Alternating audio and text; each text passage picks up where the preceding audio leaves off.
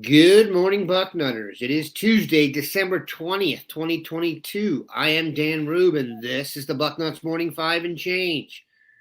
You may be expecting to see 24/7 Sports Director of Recruiting Steve Wilfong here. He is in transit to the headquarters of the massive 24/7 Sports operation. He is headed down there for National Signing Day coverage. National Signing Day is tomorrow. We have the Dean of Ohio State Recruiting here today to guide us through. Bill, how goes it? Going well. We, as you mentioned, Dan, we're on the eve of National Signing Day. I think by now, this is the sixth, believe it or not, the sixth National Signing Day or first day of the early signing period. Time kind of flies. I didn't realize it's now been 6 years since the early signing period has begun. And I will say it's probably not the epic site crashing experience that it was for us years ago. For example, when Terrell Pryor announced on signing day that he wasn't ready to sign yet, and our site went right into the crapper. Things have changed. The schedule has changed. Have been more spread out, but it is a big day, and a lot is going to be happening. We are a full-service Buckeyes podcast here, so we have to bring you all the news. And the most relevant news of the past week or so was the decommitment of Dylan Raiola, the number one player in the class of 2024. Kind of ironic that Ohio State got a commitment from the number one receiver in the class of 2024, number two overall player, Jeremiah Smith out of Florida. And then almost momentarily, it felt like Dylan Raiola was gone. Very heavy vibes that he will be flipping to Nebraska. He has some familial hook to that. Of course, his father, Dom Raiola, played center at Nebraska and in the NFL for, I think, about a decade. Your thoughts, put that in context now that you've had a few days. Ohio State added a player in the 2023 class and Lincoln Kineholtz in the interim, another quarterback, but they're not going to get a quarterback rated higher than Dom Raiola, considering he's rated number one and number one in the class. Talk us off the ledge, William. Well, first of all, speaking of off the ledge, glad you led into this with that. People were even more on the ledge because they were worried about what does this do by the person you also mentioned, Dan, Jeremiah Smith. Does this impact his commitment? As you mentioned, he committed right before Raiola decommitted, and immediately the questions I was getting was, what's this do with Jeremiah? Well, the answer is nothing. He's still committed to Ohio State. I checked with sources in Florida that know Jeremiah well. They said it does not impact his decision. He's still committed to Ohio State. Basically, I told, don't worry about it. It's not going to impact his decision. He knows Ohio State is going to have a good quarterback. Their recruiting of quarterbacks speaks for itself. There's going to be a good quarterback, not Raiola, but somebody else. Every time somebody decommits, Ohio State finds a very, very good replacement, and there's going to happen at quarterback eventually. Now, as far as Raiola, you mentioned it. There's a lot of family connections there with Nebraska. That would be the place that you would seem to think that he is going to end up. We'll see. The Raiola camp says everything is back on the table now, which, maybe that even includes USC. Who knows? At one point, he was recruiting for USC before he committed to Ohio State. So, we'll see. But the bottom line is that Ohio State will fill that spot with a good quarterback, and the beat will go on for the Buckeyes. Just ask the Manhattan hotels that have gotten reservations for an Ohio State quarterback at pretty much every one of the last few Heisman Trophy ceremonies, 3 different guys, 3 different ceremonies. I think we should be just fine there. They are recruiting at just a ridiculous level for quarterback and for wide receiver. That brings us to National Signing Day, which is tomorrow. And Bill, we addressed this briefly before we got started. It's not what it used to be in terms of the be-all, end-all site crashing event, but what can we expect to happen tomorrow? I think we should probably do it like this. There are 2 big-time recruits that Ohio State is still in the mix for that are expected to announce tomorrow. Both defensive ends, Damon Wilson and Mateo Uyunglele. There have been times in both of their recruitments I felt they would be Buckeyes. I can't guarantee this is one of those times. They've got some other transfer possibilities of guys we can discuss later in the show. But let's talk about what you expect for tomorrow, kind of events-wise. Let's talk about Damon Wilson and Mateo Uyunglele. And then actually let's bounce to Kayin Lee, the defensive back out of Georgia, because of all the guys who are expected to digitally put pen to paper tomorrow, he's one there's been some concern about. So the floor is yours. I'm going to go get a cup of coffee. Just kidding. Well, kind of break it up into a couple groups, the high school group and then the grad or the transfer portal group, I would say. High school group, as you mentioned, we're looking at the 2 defensive ends, Mateo Uyunglele, who we don't know right now the exact time that he is going to announce. So we should find that out today. But, I look at and actually I look at both of these guys, Damon Wilson, the other one. Damon Wilson is announcing at 3:00 tomorrow on Wednesday.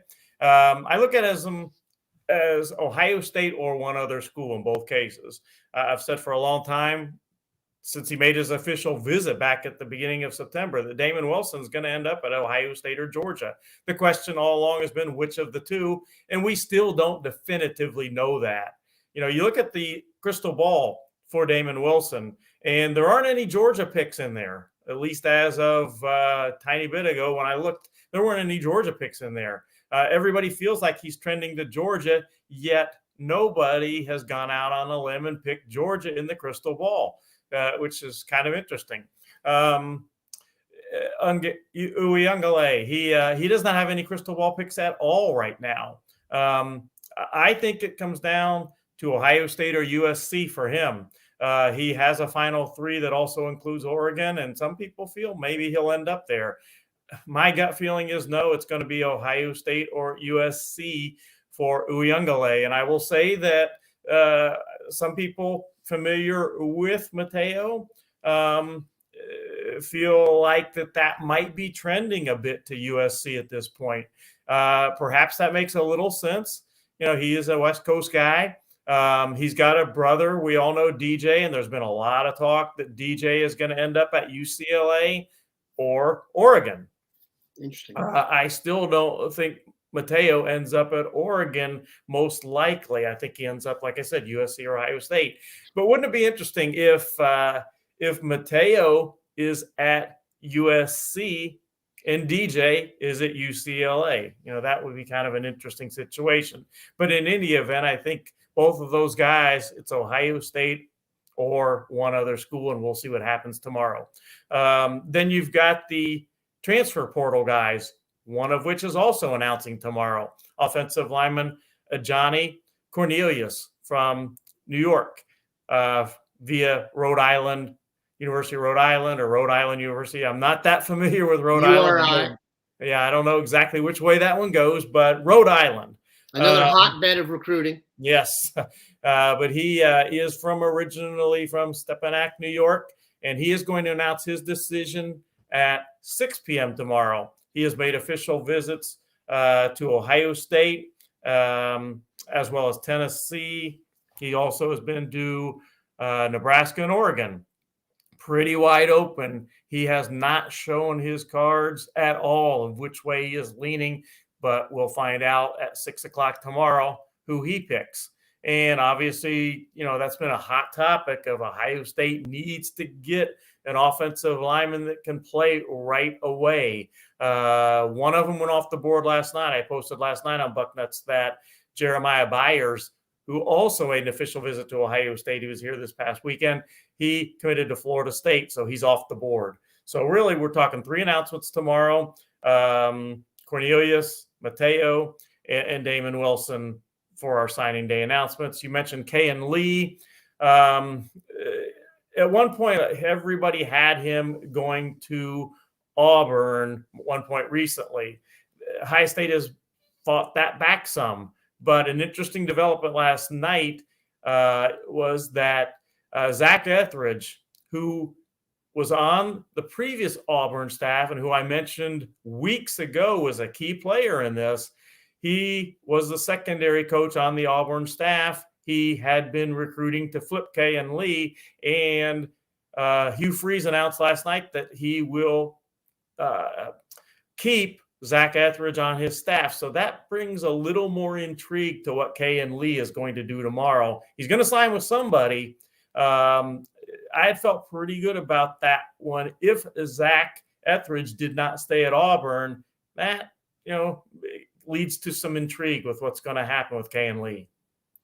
We're going to take a quick 5-second break here to pay a few podcast bills and come back.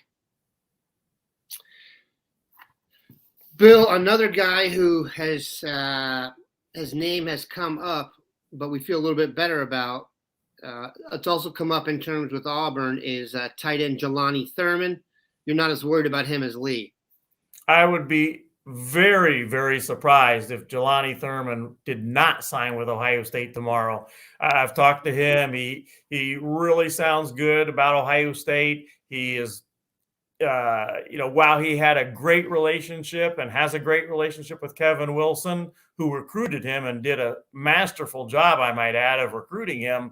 Of course, Kevin Wilson is headed to Tulsa to be their head coach, but Jelani is very happy that Keenan Bailey is the tight end coach in waiting for Ohio State. So that transition was made smoothly as far as Jelani Thurman goes. And again, while Auburn has tried to flip him, I would be very surprised if he did not sign with Ohio State tomorrow.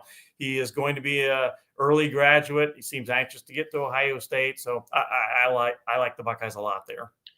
That would be a major buzzkill if Jelani Thurman went elsewhere in terms of guys that maybe we didn't talk about enough who have just tremendous upside. He'd be one that we definitely want to keep our hands on. And I get the feeling that they will do that as well, which is good. Bill, there's been a general vibe that the sky is falling after the Michigan game, and then you combine that with the Dylan Raiola decommitment. One of the things I've tried to get across to people is that, and I say this literally once every 2 weeks, 3 weeks, is that guys who come to Ohio State, yes, they're looking to cash in on the NIL. I get that. But these are guys who are looking to cash in the NFL. It's been well known what they've done at receiver. I don't know if anyone's realized this. Chris Olave and Garrett Wilson are both, barring injury, going to go over 1,000 yards receiving this year. I'm not sure I have to look that up. I'm not sure 2 guys from one school have ever gone into the league and had 1,000 yards receiving in their first year. And they're still lining up some other tremendous recruits. Nick Bosa is probably going to get NFL Defensive Player of the Year. Justin Fields has really burst on the scene. So I hope everyone is balancing that out with their vibes. Are you getting the sense on the recruiting trail that the sky is falling, that Ohio State has lost its edge, or is that kind of leftover angst that we all have as nutters? The sky is not falling, and recruits don't see Ohio State any differently now, really overall, than they did 8 months ago, for instance. I'll give you a good example. When Raiola decommitted, I contacted a number of uncommitted so far 2024 quarterbacks, top 20 quarterbacks in the country. And each response that I got back was, if Ohio State contacts me or is interested in me, I'm going to take a good look at them. That was the overwhelming response. And Lincoln Kienholz, that's a kid that is a really good prospect. Ohio State all of a sudden decides that they may need a little bit of an upgrade at quarterback, and they go out and find Lincoln Kienholz, and it doesn't take long to get a commitment from him. Now, those guys are quarterbacks. Obviously, Ohio State hasn't had any trouble recruiting quarterbacks. So the question comes back, well, Ohio State's always, over the last 3, 4, 5 years, 6 years, 7 years, been able to recruit quarterbacks and wide receivers. What about other positions? Well, talking to players at other positions, they are just as interested in Ohio State now as they were months ago. That hasn't changed. Ohio State is going to be just fine. If I go out and I have since the Michigan game talked to a number of defensive backs, a number of players at other positions, their interest in Ohio State really hasn't changed. And now Ohio State will continue to recruit him. They've got a guy at the top that kind of knows what he's doing, Mark Pantoni. He's as good as it gets in this business. And when you have someone running the show like him, they're going to continue to recruit well. So there you have it, people. You can walk the streets without looking straight up and worrying about projectiles landing atop you. The dean has told you the sky is not falling. We will have complete coverage of National Signing Day tomorrow. You could probably get on here at about 6 a.m. and start soaking in all the coverage. We'll have reports on all the guys Ohio State got, in-depth reviews of them from all of our best experts. It'll also be 24/7 Sports. We'll have live broadcasting all day on their YouTube channel out of our headquarters in Nashville, Tennessee. So it will be wall-to-wall coverage of National Signing Day. You'll have the dean there to guide you through. And as you can see from today's show, you're in good hands. We appreciate. Go ahead, Bill. Dan, I might add that we'll have as usual, our National Signing Day tracker that will be live on our site around 6:45 tomorrow morning. Players are allowed to sign at 7 a.m. tomorrow morning, and we'll be following that all the way through exactly who signs all day long. Again, we'll start around 6:45 with that tracker on our site. And we'll have all the coverage. Our guys, Patrick Murphy and Steve Hellwagen, et cetera, will be helping out. And it'll be an interesting day, to say the least. And don't forget about those big announcements tomorrow related to Ohio State. We'll see what happens there. It may not be what it once was as National Signing Day, but we still fully support you calling in sick to work or school, whatever you need to do to be the best possible Bucknutter you can be. We appreciate the dean stopping by. Have a good one, Bucknutters.